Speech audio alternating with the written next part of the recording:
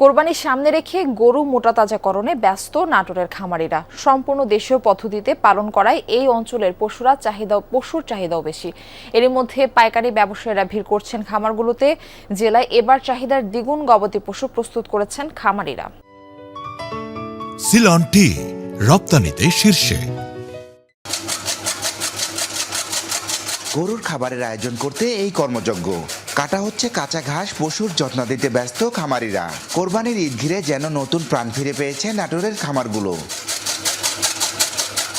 প্রাকৃতিক উপায়ে লালন পালন করায় নাটোরের গরুর চাহিদা রয়েছে দেশ জুড়ে। খামারিদের দাবি, পশু মোটাতাজা করতে বেছে নেওয়া হচ্ছে স্বাস্থ্যসম্মত দেশীয় পদ্ধতি। গমের ভুসি, খড়, ঘাস দেওয়া হচ্ছে ক্রস বাহামা, শাহিওয়াল, হলিস্টাইন ফ্রিজিয়ান ও দেশীয় শঙ্কর সহ উন্নত জাতের গরুগুলোকে। এরই মধ্যে দেশের বিভিন্ন স্থানের পাইকারি ব্যবসায়ীদের আনাগোনাও শুরু হয়েছে খামারগুলোতে। আমরা সম্পূর্ণ দেশীয় খাবার খাইয়ে গরুগুলো তৈরি করি। এই জন্য আমাদের ড্রিমল্যান্ড এগ্রো, নাটোর সদর নাটোর, এই চাহিদা ব্যাপক। প্রাকৃতিক খাবার খাওয়াই, কাঁচা ঘাস, গমের ভুসি, ভুট্টা, ডালের ভুসি, এগুলো সব প্রাকৃতিক খাবার। 3.5 লাখ থেকে শুরু করে 15 লাখ টাকা মূল্যের গরুর দেখা মিলছে খামারগুলোতে। বাজার মূল্য ভালো পেলে লাভবান হবার আশা খামারিদের।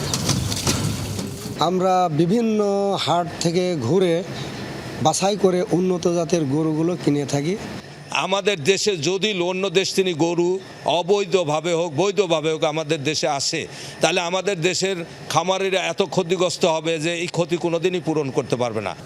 জেলা প্রাণী সম্পদ অফিসের তথ্য মতে কোরবানির জন্য জেলা এবার 20,000 খামারি 4,75,437টি গবাদি পশু প্রস্তুত করেছে, যা জেলার চাহিদা মিটিয়ে চলে যাবে রাজধানী সহ দেশের বিভিন্ন প্রান্তে। নাটোর জেলার প্রয়োজন রয়েছে 2,74,611টি এবং উদ্বৃত্ত থাকবে 2,08,26টি। এদিকে অবৈধ পথে যেন কোনো পশু সীমান্ত পাড়ি দিতে না পারে, সেজন্য বিজিবি সতর্ক অবস্থানে আছে বলে জানান মৎস্য ও প্রাণী সম্পদ প্রতিমন্ত্রী। বর্ডার এরিয়াতে বিডিআরদেরকে আমরা সতর্ক করে দিয়েছি, যাতে করে পার্শ্ববর্তী দেশ থেকে কোনো ধরনের গবাদি পশু না আসতে পারে এই কুরবানির সময়। দেশীয় পদ্ধতিতে স্বাস্থ্যসম্মত উপায়ে গরু লালন পালন করায় এখানকার পশুর চাহিদা রয়েছে দেশ জুড়ে। খামারিরা বলছেন, সীমান্ত পথে অবৈধভাবে গরু আসা বন্ধ করা হলে সেই সাথে বাজার তদারকি করলে তারা লাভবান হবেন। নাজমুল হাসান, যমুনা নিউজ, নাটোর।